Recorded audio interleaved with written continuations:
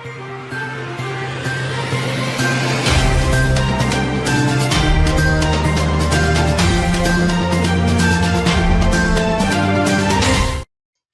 முக்கிய நிகழ்வுகள். காலப்பட்டு ஈசிஆர் சாலையில் பொதுமக்கள் மறியல். குடியிருப்பு பகுதியில் மதுபான கடை திறப்பதற்கு எதிர்ப்பு. நாகமுத்து மாரியம்மன் ஆலய செடல் திருவிழா. அலகு குத்தி கார், வேன், பஸ்களை இழுத்து பக்தர்கள் நேர்த்திக்கடன்.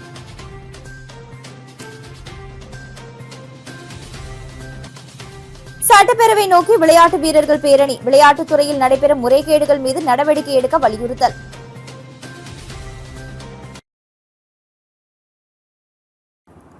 புதுச்சேரி கனகச்செட்டிக்குளம் பகுதியில் மருத்துவக் கல்லூரி மற்றும் குடியிருப்புகளுக்கு மத்தியில் புதியதாக மதுபான கடை அமைக்கப்பட்டதற்கு எதிர்ப்பு தெரிவித்து 50க்கும் மேற்பட்ட பொதுமக்கள் சாலை மறியலில் ஈடுபட்டனர். மேலும் மதுபான கடையை அரசு உடனடியாக அகற்றாவிட்டால் பொதுமக்களே மதுபான கடைகளை இழுத்து மூடும் போராட்டத்தில் ஈடுபடுவோம் என்றும் எச்சரிக்கை விடுத்தனர்.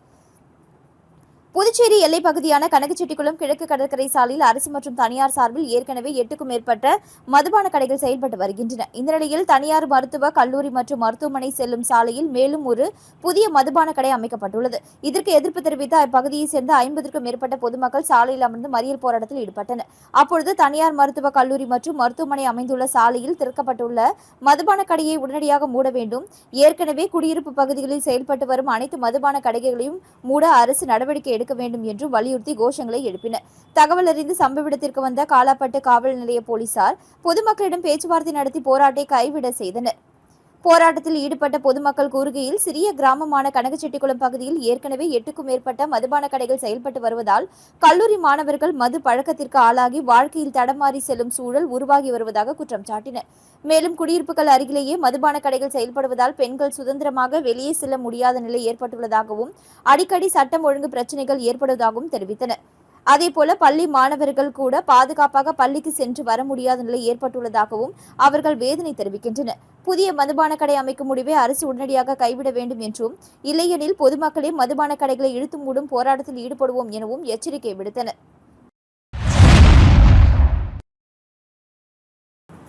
25க்கும் மேற்பட்ட கோரிக்கைகளை வலியுறுத்தி சட்டசபை நோக்கி விளையாட்டு வீரர்கள் பேரணி. புதுச்சேரி விளையாட்டுத்துறையை காப்பாற்ற வலியுறுத்தல். புதுச்சேரி விளையாட்டுத்துறையில் நடைபெற்று வருவதாக கூறப்படும் முறைகேடுகள், நிர்வாக அலட்சியம் மற்றும் விளையாட்டு வீரர்கள், பயிற்சியாளர்கள், அங்கீகரிக்கப்பட்ட விளையாட்டு சங்கங்களின் உரிமைகள் புறக்கணிக்கப்படுவதாக குற்றம் சாட்டி 25க்கும் மேற்பட்ட கோரிக்கைகளை வலியுறுத்தி மாபெரும் கண்டன பேரணி மற்றும் ஆர்ப்பாட்டம் நடைபெற்றது. சுதேசி மில் பகுதியில் இருந்து தொடங்கிய பேரணி பல்வேறு கோஷங்களை எழுப்பியபடி முக்கிய சாலைகள் வழியாக சட்டசபை நோக்கி ஊர்வலமாக சென்றது. பின்னர் சட்டசபை அருகே நடைபெற்ற ஆர்ப்பாட்டத்தில் விளையாட்டு வீரர்கள், பயிற்சியாளர்கள், முன்னாள் வீரர்கள் மற்றும் பல்வேறு அங்கீகரிக்கப்பட்ட விளையாட்டு சங்கங்களின் நிர்வாகிகள் திரளாக பங்கேற்றனர். ஆர்ப்பாட்டத்தில் பேசிய நிர்வாகிகள், புதுச்சேரி விளையாட்டுத்துறையில் நடைபெற்று வரும் முறைகேடுகளுக்கு முற்றுப்புள்ளி வைத்து வெளிப்படையான மற்றும் நேர்மையான நிர்வாகத்தை அரசு உறுதி செய்ய வேண்டும். 2004ஆம் ஆண்டு முதல் நிலுவையில் உள்ள தேசிய மற்றும் சர்வதேச பதக்க வீரர்களுக்கான ஊக்கத்தொகையை உடனடியாக வழங்க வேண்டும். பல ஆண்டுகளாக சட்டப்பூர்வமாக செயல்பட்டு வரும் விளையாட்டு சங்கங்களை நீக்கும் நடவடிக்கையை கைவிட்டு தகுதியான புதிய சங்கங்களுக்கு அரசு அங்கீகாரம் வழங்க வேண்டும் என்பன உள்ளிட்ட முக்கிய கோரிக்கைகளை வலியுறுத்தினர். மேலும் விளையாட்டுத்துறைக்கு தனி இயக்குநர் நியமித்தல், ஆண்டுதோறும் அங்கீகரிக்கப்பட்ட விளையாட்டு சங்கங்களுக்கு நிதி உதவி வழங்குதல், விளையாட்டு மைதானங்கள் மற்றும் உள்கட்டமைப்புகளை மேம்படுத்துதல், வீரர்களுக்கு இலவச உபகரணங்கள் மற்றும் சீருடைகளை வழங்குதல், தேசிய மற்றும் சர்வதேச போட்டிகளில் பங்கேற்க தேவையான அனைத்து சலுகைகளையும் வழங்குதல் உள்ளிட்ட 25க்கும் மேற்பட்ட கோரிக்கைகளை நிறைவேற்ற அரசு உடனடியாக நடவடிக்கை எடுக்க வேண்டும் என வலியுறுத்தினர். கோரிக்கைகள் நிறைவேற்றப்படாவிட்டால் அடுத்த கட்டமாக மாநிலம் தழுவிய தொடர் போராட்டங்கள் நடத்தப்படும் என்றும் அவர்கள் எச்சரிக்கை விடுத்தனர்.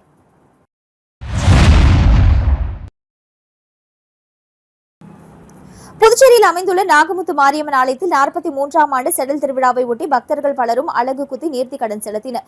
புதுச்சேரி நயினார் மண்டபம் பகுதியில் அமைந்துள்ளது நாகமுத்து மாரியம்மன் முத்துமாரியம்மன் கோவில். இந்த ஆலயத்தின் 43ஆம் ஆண்டு செடல் திருவிழா கடந்த 9ஆம் தேதி கொடியேற்றத்துடன் தொடங்கியது. தொடர்ந்து தினமும் பல்வேறு அலங்காரங்களில் நாகமுத்து மாரியம்மன் மற்றும் முத்துமாரியம்மன் திருவிதி உலா நடைபெற்றது. தொடர்ந்து முக்கிய நிகழ்வாக செடல் திருவிழா நடைபெற்றது. இதில் யமகா வாகனத்தில் அம்மன் எழுந்தருளுதல், பெண்கள் சிறுவர்கள் அலகு குத்துதல், கார், வேன் அலகு குத்தி இழுத்துதல், அந்தரத்தில் அலகு குத்தி வருதல், தமிழக முதலமைச்சர் பேனருடன் அலகு குத்தி வரும் பக்தர்கள் என பல்வேறு பக்தர்கள் அலகு குத்தி நேர்த்திக்கடன் செலுத்தினர். தொடர்ந்து அலங்கரிக்கப்பட்ட தேரில் அம்மன் உற்சவம் வைக்கப்பட்டு திருவீதி உலா நடைபெற்றது. இதில் ஆயிரக்கணக்கான பக்தர்கள் பங்கேற்று அம்மனை வழிபட்டு சென்றனர்.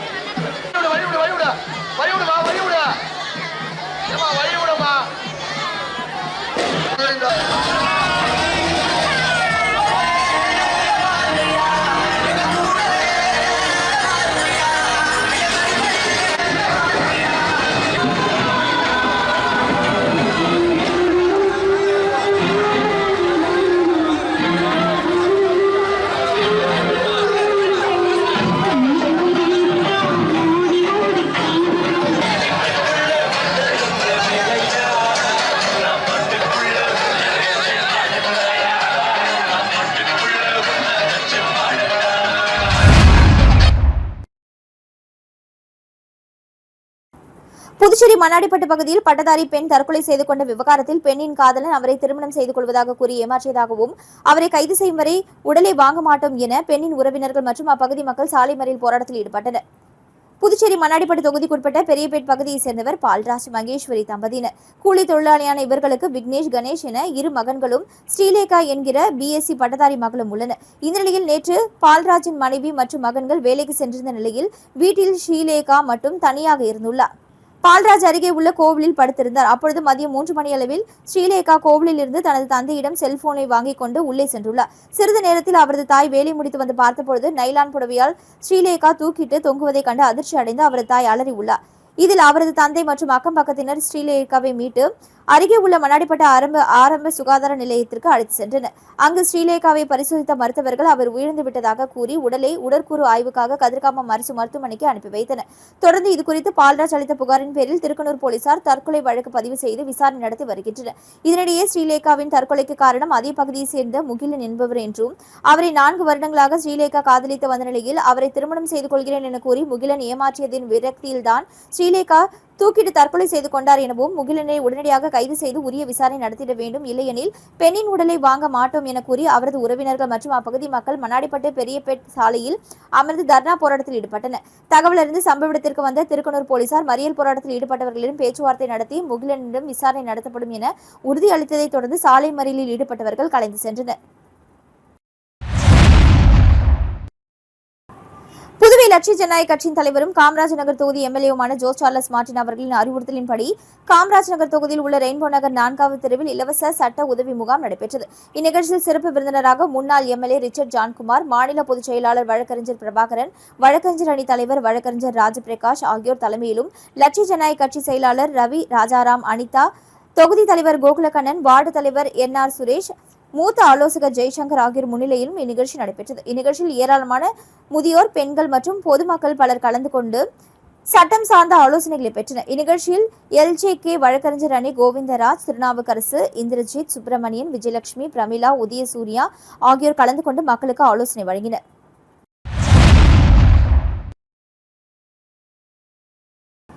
எல் நினோவால் வறட்சி அதிகரிக்கும், புரதச்சத்து உணவுகளை அதிகரிக்க வேண்டும் மருத்துவர்கள். காரைக்கால் விநாயகா மிஷன் மருத்துவக் கல்லூரி மற்றும் மருத்துவமனையின் சமூக மருத்துவத்துறை சார்பில் வின்காம் மெட் 2026 together for health stand with science என்ற தலைப்பில் ஒன் ஹெல்த் அப்ரோச் குறித்த தொடர் மருத்துவ கல்வி நிகழ்ச்சி இன்று கல்லூரியின் புதிய கல்வி கட்டிடத்தில் நடைபெற்றது. கல்லூரி முதல்வர் டாக்டர் சேரன் தலைமை தாங்கி நிகழ்ச்சியை தொடங்கி வைத்தார். சமூக மருத்துவத்துறை தலைவர் பேராசிரியர் டாக்டர் முஜிபுர் ரஹ்மான் வரவேற்புரையாற்றினார். தொடர்ந்து துணை முதல்வர்கள், மருத்துவ கண்காணிப்பாளர் உள்ளிட்டோர் வாழ்த்துரை வழங்கினர். தொடர்ந்து ஜிப்மர் காரைக்கால் சமூக மருத்துவத்துறையின் இணை பேராசிரியர் டாக்டர் அவினாஷ் குமார் காலநிலை மாற்றமும் அதன் சுகாதார விளைவுகளும் என்ற தலைப்பில் சிறப்புரையாற்றினார். அப்பொழுது அவர் பேசுகையில், உலகை அச்சுறுத்தி வரும் எல் நினோ தாக்கத்தால் எதிர்காலத்தில் வறட்சி அதிகரிக்கும் அபாயம் உள்ளதாகவும் இதனால் தண்ணீர் வளங்களை பாதுகாக்க அரசு முன்னெச்சரிக்கை நடவடிக்கைகளை தீவிரப்படுத்த வேண்டும் என்று வலியுறுத்தினர். மேலும் கோடை மற்றும் வெப்ப அலை காலங்களில் பொதுமக்கள் உடலில் நீர்ச்சத்து குறையாமல் இருக்க அடிக்கடி தண்ணீர் அருந்தும் பழக்கத்தை கடைபிடிக்க வேண்டும் என அறிவுறுத்தினார். இதைத் தொடர்ந்து ராமநாதபுரம் அரசு மருத்துவக் கல்லூரி மருந்தியல் துறை மூத்த உதவி பேராசிரியர் டாக்டர் ஏபி ஃபரூக் அப்துல்லா உணவே மருந்து, நோய் தடுப்பில் ஊட்டச்சத்தின் பங்கு என்ற தலைப்பில் உரையாற்றினார். அவர் பேசுகையில், நாம் அன்றாட உணவு பழக்கத்தில் அதிக அளவில் மாவுச்சத்து நிறைந்த உணவுகளை உட்கொள்வதாகவும் அதனை குறைத்து பருப்பு வகைகள், பயிறு வகைகள், முட்டை, பால், மீன் உள்ளிட்ட புரதச்சத்து நிறைந்த உணவுகளை அதிகமாக சேர்த்துக் கொள்ள வேண்டும் என்றும் கேட்டுக்கொண்டார். இதன் மூலம் உடல் நலம் மேம்பட்டு பல்வேறு வாழ்க்கை முறை நோய்களை தடுக்க முடியும் என்றும் அவர் தெரிவித்தார். நிகழ்ச்சியில் MBBS மாணவர்களுக்கான குறும்படம், ரீல்ஸ் மற்றும் மாதிரி உருவாக்க போட்டிகள் நடத்தப்பட்டன. மேலும் சுற்றுச்சூழல் பாதுகாப்பை வலியுறுத்தும் வகையில் மரக்கன்று நடும் நிகழ்ச்சியும் நடைபெற்றது. இந்நிகழ்ச்சியில் மருத்துவர்கள், பேராசிரியர்கள் மற்றும் மருத்துவ மாணவர்கள் திரளாக பங்கேற்றனர்.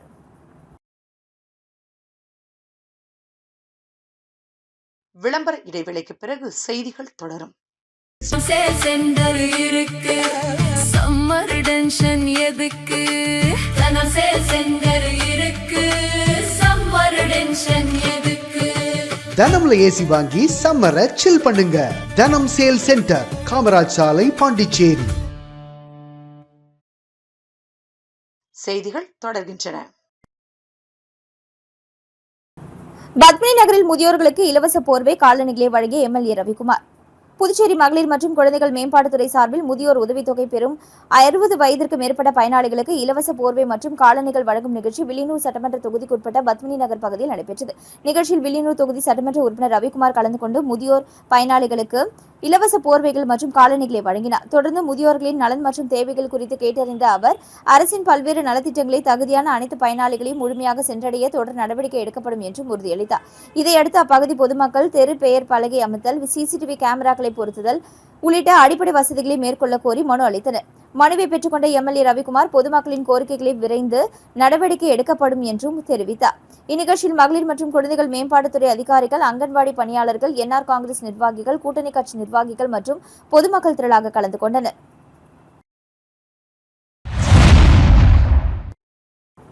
ஒட்டம்பாளையம் ஸ்ரீ ஏழிமுத்து மாரியம்மன் ஆலயத்தில் 35ஆம் ஆண்டு செடல் திருவிழாவில் திரளான பக்தர்கள் பங்கேற்று சுவாமி தரிசனம் செய்தனர். புதுச்சேரி மாநிலம் முதலியார்பேட்டை கொம்யூனிற்கு உட்பட்ட ஒட்டம்பாளையத்தில் எழுந்தருளியிருக்கும் அருள்மிகு ஸ்ரீ ஏழிமுத்து மாரியம்மன் ஆலயத்தின் 35ஆம் ஆண்டு செடல் திருவிழா பக்தி பரவசத்துடன் வெகு சிறப்பாக நடைபெற்றது. திருவிழாவை ஒட்டி கடந்த வியாழக்கிழமை கொடியேற்றத்துடன் விழா துவங்கியது. அதனைத் தொடர்ந்து மதியம் அம்மனுக்கு பார்ச்சாகை வார்த்தல் நிகழ்ச்சியும், இரவில் காத்தவராயன் சுவாமிக்கு கும்பம் படைத்தல் உள்ளிட்ட சிறப்பு பூஜைகள் மற்றும் வழிபாடுகளும் நடைபெற்றன. இதனைத் தொடர்ந்து முக்கிய நிகழ்வாக நடைபெற்ற செடல் தரித்தல் நிகழ்ச்சியில் ஏராளமான பக்தர்கள் கலந்து கொண்டு செடல் போட்டு தங்களது வேண்டுதல்களை நிறைவேற்றி நேர்த்திக்கடன் செலுத்தினர். தொடர்ந்து இரவு மின் அலங்காரத்தில் அம்மன் வீதி உலா பக்தர்களுக்கு பக்தி முழக்கத்துடன் சிறப்பாக நடைபெற்றது. பின்னர் ஆலயம் சார்பில் பொதுமக்களுக்கு அன்னதானம் வழங்கப்பட்டது. இந்நிகழ்ச்சியில் ஊர் முக்கியஸ்தர்கள், ஆலய நிர்வாகிகள், கிராம மக்கள் மற்றும் சுற்றுவட்டார பகுதிகளைச் சேர்ந்த ஏராளமான பக்தர்கள் கலந்து கொண்டு திருவிழாவை சிறப்பித்தனர். விழாவிற்கான அனைத்து ஏற்பாடுகளையும் ஒட்டம்பாளையம் ஆலய நிர்வாகிகள், கிராமவாசிகள் மற்றும் இளைஞர்கள் சிறப்பாக மேற்கொண்டிருந்தனர்.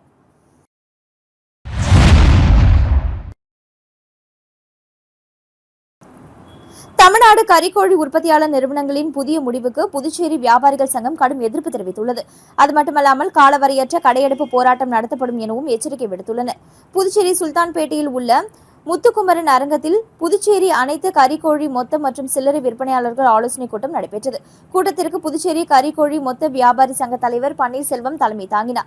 செயலாளர் ரமேஷ், பொருளாளர் திருச்சந்திரன் மற்றும் நிர்வாகிகள் பலர் கலந்து கொண்டனர். இக்கூட்டத்தில் கறிக்கோழி உற்பத்தி நிறுவனங்கள் திடீரென எடுத்துள்ள ஒருதலைபட்சமான முடிவுக்கு கடும் எதிர்ப்பை தெரிவித்து முக்கிய தீர்மானங்கள் நிறைவேற்றப்பட்டுள்ளன. பின்னர் செய்தியாளர்களிடம் பேசிய புதுச்சேரி கறிக்கோழி மொத்த வியாபாரிகள் சங்க தலைவர் பன்னீர்செல்வம், வழக்கமாக கோழிகளை பண்ணையிலிருந்து விற்பனைக்கு ஏற்றுவதற்கு 8 மணி நேரத்திற்கு முன்பாகவே தீவனம் கொடுப்பது நிறுத்தப்பட வேண்டும் என்பது உலகளாவிய நடைமுறையாகும். ஆனால் தற்பொழுது உற்பத்தி நிறுவனங்கள் கோழிகளை ஏற்றும் வரை தீவனம் கொடுப்பதை நிறுத்தக்கூடாது என்று புதிய முடிவை எடுத்துள்ளன. இந்த திடீர் மாற்றத்தால் கோழிகளின் எடை தற்காலிகமாக அதிகரித்து உற்பத்தி நிறுவனங்களுக்கு பல கோடி ரூபாய் கூடுதல் லாபம் கிடைப்பதாகவும், இதனால் வியாபாரிகளுக்கு பெருத்த நஷ்டம் ஏற்படுவதாகவும் குற்றம் சாட்டப்பட்டனர். மேலும் அதிக தீவனம் உண்பதால் கோழிகளுக்கு குடல் வெடித்து மலம் வெளியேறி இறைச்சியின் தரம் பாதிக்கப்படுவதோடு கோழி கழிவுகள் காற்றில் பரவி பொதுமக்களுக்கு, இருசக்கர வாகன ஓட்டிகளுக்கும் கடுமையான சுகாதார சீர்கேட்டை ஏற்படுத்துகிறது என்றும், சுத்தம் செய்யும் தொழிலாளர்களுக்கு தோல் நோய்கள் பரவும் அபாயம் ஏற்படுவதாகவும், அந்த கோழி கறியை உண்ணும் பொழுது நுகர்வோர்களும் பாதிக்கப்படும் சூழல் ஏற்படும். எனவே புதுச்சேரி அரசு உடனடியாக தலையிட்டு பழைய தீவன கட்டுப்பாட்டு நடைமுறையை அமல்படுத்த உத்தரவிட வேண்டும் என்றும், தவறும் பட்சத்தில் தமிழக வியாபாரிகளுடன் இணைந்து காலவரையற்ற வேலை நிறுத்தத்தில் ஈடுபட போவதாகவும் எச்சரித்துள்ளனர்.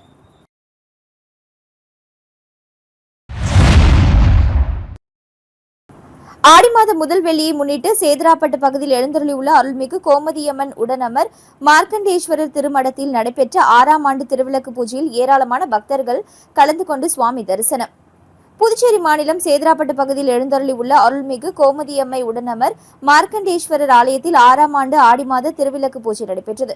மேலும் ஆடி மாத முதல் வெள்ளிக்கிழமையை முன்னிட்டு கோமதியம்மன் உடனமர் மார்க்கண்டேயருக்கு காலை முதல் பல்வேறு பூஜைகள் நடைபெற்று வந்த நிலையில் மாலை 7 மணி அளவில் திருவிளக்கு பூஜை துவங்கியது. 50க்கும் மேற்பட்ட பெண்கள் திருவிளக்கு பூஜையில் பங்கேற்றனர். மேலும் கணபதி பூஜை மற்றும் கோமதியம்மன் உடனமர் மார்க்கண்டேயருக்கு தீப தூபங்கள் காட்டி வழிபட்டனர். இதனைத் தொடர்ந்து கோமதியம்மை உடனமர் திரு மார்க்கண்டேஸ்வரர் மகா தீபாராதனை காண்பிக்கப்பட்டது. திருவிளக்கு பூஜையில் சிறப்பு அழைப்பாளராக வேள்வி செம்மல், சிவ பூஜை செம்மல், சிவமூர்த்தி பங்கேற்று திருவாசகம், திருப்புகழ் பாடல்களை பாடி பக்தர்களுடன் வழிபட்டார். மேலும் நிகழ்ச்சிக்கான ஏற்பாட்டினை ஆலய அலங்காவலர் ஹரிகிருஷ்ணன் மற்றும் ஆலய நிர்வாகிகள், ஊர் பொதுமக்கள் செய்திருந்தனர். மேலும் பூஜையில் பங்கேற்று நூற்றுக்கணக்கான பக்தர்களுக்கு அறுசுவை உணவு வழங்கப்பட்டது.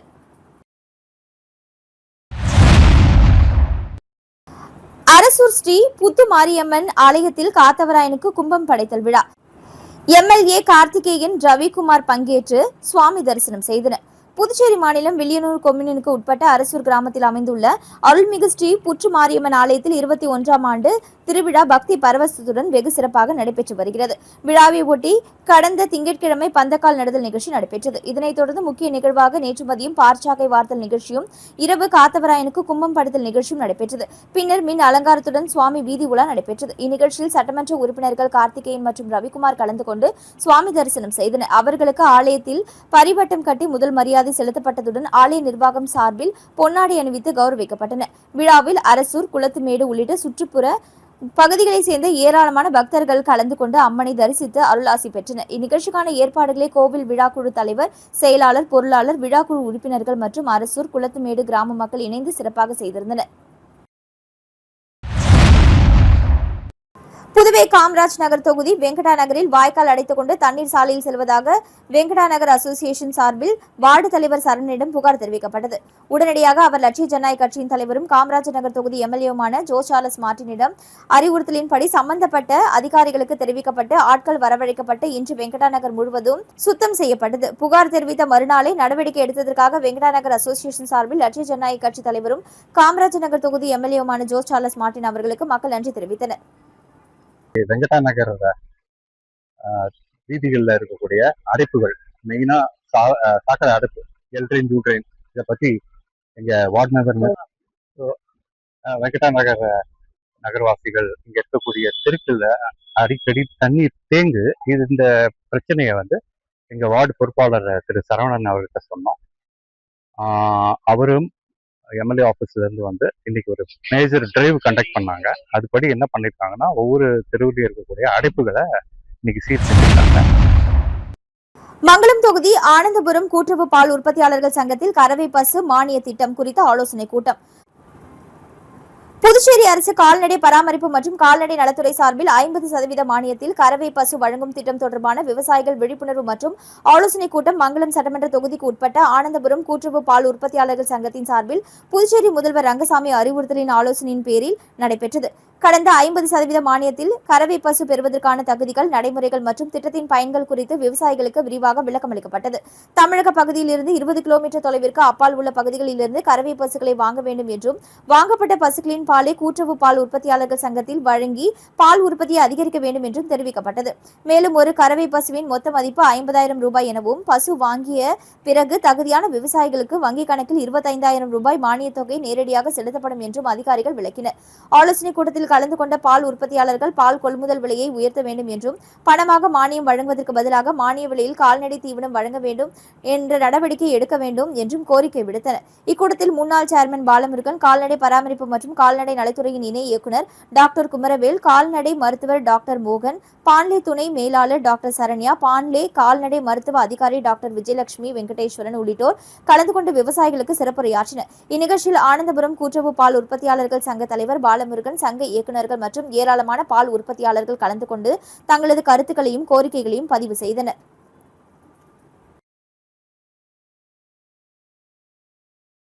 மீண்டும் இன்றைய முக்கிய நிகழ்வுகள்.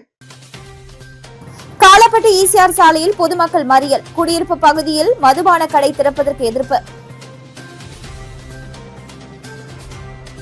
நாகமுத்து மாரியம்மன் ஆலய செடல் திருவிழா, அலகு குத்தி கார், வேன், பஸ்களை இழுத்து பக்தர்கள் நேர்த்திக்கடன்.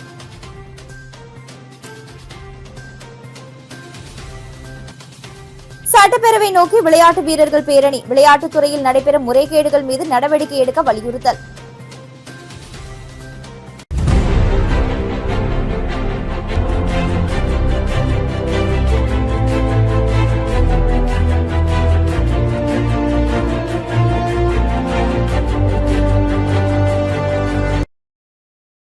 செய்திகளை உடனுக்குடன் தெரிந்து கொள்ள மெட்ரோ யூடியூப் சேனலை சப்ஸ்கிரைப் செய்யவும்.